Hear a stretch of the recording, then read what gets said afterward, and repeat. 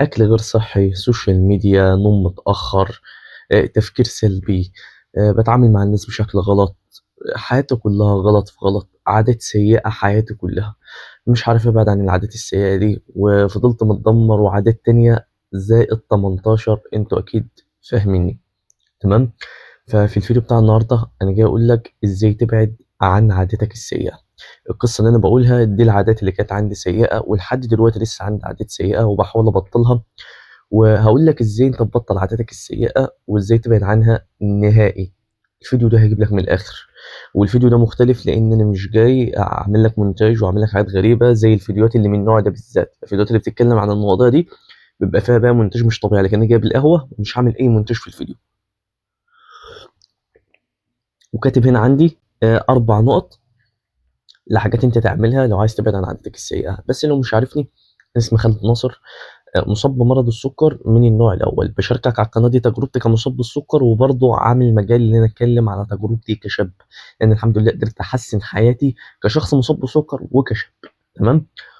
فباشاركك الحاجات اللي أنا باعملها، وباشاركك إزاي حسّنت حياتي برضه زي ما قُلت لك. فمش هنطوّل، هم 4 حاجات، وأول حاجة هنخُش فيها على طول في الفيديو.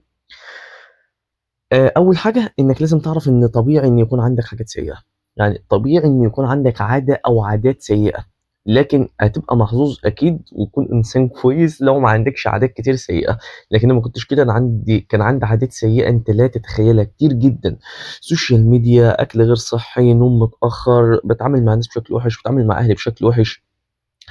مش باذاكر أيام أمّا كنت في المدرسة، دايمًا باخذل نفسي في أي حاجة أنا عايز أعملها، دايمًا باعمل حاجات مش كويسة خالص، إدمانات، مشاكل، حاجات مش طبيعية، تمام؟ فلازم تكون عارف إن أول حاجة طبيعي إن يكون عندك عادات سيئة، أنت مش كامل ولا هتكون كامل، أنت هتسعى للكمال لكن مش هتبقى كامل، لإن أنت لو بقيت في يوم من الأيام كامل 100% في كل حاجة، الحياة مش هيبقى ليها معنى. هتعيش ليه؟ يعني هتعيش ليه؟ قُل لي هتعيش ليه لو أنت 100% في كل حاجة؟ فلازم تقتنع إن الطبيعي إن الشخص يكون عنده عادات سيئة، أيًا كان هو بيظهر لك إن هو تمام و100%. لأ، أنا عندي عادات سيئة، ولسه امبارح كنت عندي عادة سيئة إن أنا باشرب باشرب اللبن كتير، يعني باشرب لبن كتير، ده بالنسبة لي غلط، لإن شخص عنده سُكّر والكلام ده زيادة عن اللزوم بيخلّي السُكّر بتاعي يعلى وبيعمل لي مشاكل إلخ. وباكل لِب وفول سوداني كتير، أنا لسه امبارح قايل إن أنا مش هاكل الحاجات دي تاني، وعملت الحاجات اللي أنا قُلتها لك دي، يعني عملت الحاجات دي عشان أبعد عنّهم. فأنت فاهمني؟ طبعًا بالنسبة لك دول مش عادات سيئة، لكن بالنسبة لي كشخص الحمد لله مش سابقك، بس الحمد لله باحاول أحسّن من حياتي، دي بقت العادات السيئة اللي بالنسبة لي الأيام دي، تمام؟ فلازم تفهم إن طبيعي إن يكون عندك عادات سيئة وحاجات بتحاربها، زي ما محمد رمضان قال: "الدنيا دي لعبة." بس الناس مش فاهمة ليه لعبة، لإن بكل بساطة مستويات، أنت بتعدّي بمرحلة، بعد كده تموّت الوحش، بعد كده المرحلة اللي بعدها تموّت الوحش اللي بعده وعلى كده، فاهمني؟ فلازم تقتنع إن طبيعي إن يكون عندك عادة سيئة. نخش على تاني حاجة، ما تقطعش مرّة واحدة، ما تقطعش أي عادة سيئة مرّة واحدة. يعني مثلًا ما تكونش بتعمل حاجة مثلًا غلط زي ما تتفرّج على السوشيال ميديا مثلًا كتير، على محتوى بيتعبك نفسيًا، بتقارن نفسك بالناس، والسوشيال ميديا دي خلّي بالك من أكتر الحاجات الغلط اللي موجودة على كوكب الأرض، وهاعمل فيديو عن الموضوع ده. طبعًا أنت هتقول لي: "طَب أنت على السوشيال ميديا." هاقول لك: "لأ، مختلفة." السوشيال ميديا ده عشوائي، أنت بتقعد تقلِّب على التيك توك من غير ما تعرف أي شخص، أنت بتقلِّب كده بالحب، فاهمني؟ فإنك تبطّل مرّة واحدة أي عادة سيئة وبرضه بتختلف، لكن عامةً ما تبطّلش أي حاجة مرّة واحدة، خلّيها بالتدريج. أنت بقى لك سنين مدمن سوشيال ميديا، بقى لك سنين مدمن أكل غير صحّي، بقى لك سنين مدمن، بقى لك سنين كده، هل في يوم وليلة هتبطّل؟ مستحيل، أنت قعدت سنين علشان تبني العادة دي، هل هتبطّلها في يوم؟ الموضوع بيكون غريب، أنت ذات نَفْسك مش هتستوعب حاجة زي كده، عارف إن أنت ممكن مثلًا لو في عادة بتخلّيك مخنوق فتقول أنا هابطّلها وده آخر مرّة، صدّقني ده أكبر غلط، ما تقولش كلمة زي دي برضه علشان ما تكونش رجعت في كلمتك، حاول إن أنت تبطّل أي عادة بالتدريج، ما تبطّلش الحاجة مرّة واحدة، اسمعها منّي وطبّقها، تمام؟ أنا هتقول يعني فاهم، أنا مثلًا باحُط عادة حاجات معيّنة مثلًا لو زي الفول السوداني واللِب والحاجات دي وأيًا كان الحاجة، حاطط مثلًا إن مرّة في الأسبوع هاعمل الحاجة دي، بعد كده تبقى مرّة كل أسبوعين، بعد كده هاقطع مثلًا اللِب والفول والحاجات دي كلّها لإن ما لهاش لازمة أقدر أعيش من غيرها، فاهمني؟ فما تقطعش الحاجة مرّة واحدة، ركّز في الجملة دي كويس جدًا. تمام.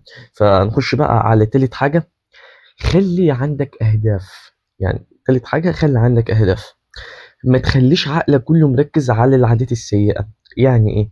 يعني مثلا لو انت مدمن على اي حاجة ايا كانت، لو انت بعدت عنها هتفضل تفكر فيها، هتفضل تفكر فيها، تتوتر عليها، تبقى عايز انك تعمل العادة دي، تبقى عايز تعمل الحاجة دي، لان مفيش، خلاص انت متعود على كده، عايز دوبامين، انت محتاج دوبامين، فبتروح تعمل الحاجة دي. انما لما بيكون عندك هدف، بوضع مختلف تماما يا صاحبي. لما بيكون عندك هدف، انت بتكون متحمس، بتكون عايز تعمل الافعال اللي توصلك للهدف، بتكون عايز انك تحافظ على طاقتك، بتكون عايز انك تقعد مع نفسك وتحلل الافعال اللي انت عملتها عشان توصلك للهدف. يكون عندك تفكير في هدفك، فهل انا هوصل؟ طب ايه اللي المفروض اعمله؟ طب لو ما وصلتش اعمل ايه؟ طب كذا كذا كذا. عارف ان نوعا ما الافكار دي ممكن تكون صعبه على الشخص نوعا ما، وساعات بتجيلي، لكن افهمك ان لما عقلك بيكون بيفكر في حاجه زي كده، مش بتفكر بقى في العادات السيئه بتاعتك، لا، انت شاغل دماغك بهدف وشاغل نفسك بحاجه وبخطه وحاجه انت عايز تعملها. تمام. خلي عندك هدف وخلي عندك خطه يوميه تمشي عليها عشان توصل للهدف ده. تمام. ركز على الموضوع ده كويس جدا، وصدقني مش موضوع بس ان العاده السيئه تختفي، حياتك هتكون افضل. لو هدفك فلوس يبقى معاك فلوس، لو هدفك جسم وعضلات. وبالمناسبه، عامل خصم قوي هينتهي الشهر ده، يعني شهر 6 ده بالكتير قوي وهينتهي، لان الحمد لله الاعداد اللي بتدخل قويه.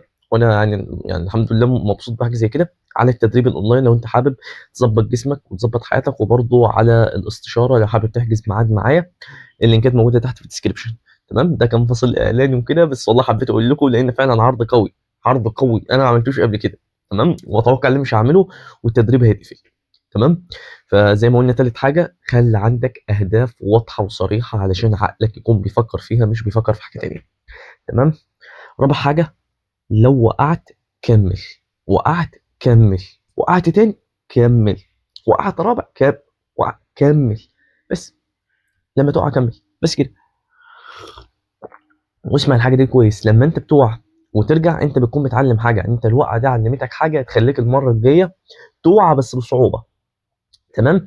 لحد ما توصل لمرحله ان انت اتعلمت، فانت خلاص مفيش وقعه، مفيش. خلي عندك المثابره، خليك مثابر ومكمل، وكل ما تقع ارجع تاني، كل ما تقع ارجع تاني. ما تقولش الامل راح مني، لان دي الكلمه اللي لو انت قلتها فعلا الامل هيكون راح منك. مفيش اي حاجه هتخليك ما تبعدش عن العاده دي او ان حياتك تبقى افضل غير انت. انت، ايوه، انا بقول لنفسي مفيش اي حاجه هتمنعني عن الحاجه اللي انا عاوزها، واللي انا بعد عن الحاجات اللي انا مش عاوزها، والكلام ده غير الشخص اللي انا شايفه في الفيديو ده اللي هو انا. تمام. فكل ما تقع ارجع تاني. هو ده كده الفيديو. انا مصور لحد دلوقتي 8 دقائق، انا كنت متوقع الفيديو يكون اطول، لكن مش محتاج ان هو يكون اطول. والكلام اللي بقوله لك يعني من قلبي، ده الحاجه اللي بعملها، بقالي 8 دقائق بصور، كاتب 4 نقط مش اكتر، انا مش كاتب الحاجات دي. تمام. انا بتكلم كده بالحب، كوبايه القهوه لسه ما خلصتش لان لسه هصور فيديوهات قصيره فهتنفعنا برضه، فاهمني؟ بس كده. لو حابب تستفسر عن العرض، موجود اللينكات تحت. صدقني انت مش لوحدك، انا معاك. وبس كده. سلام.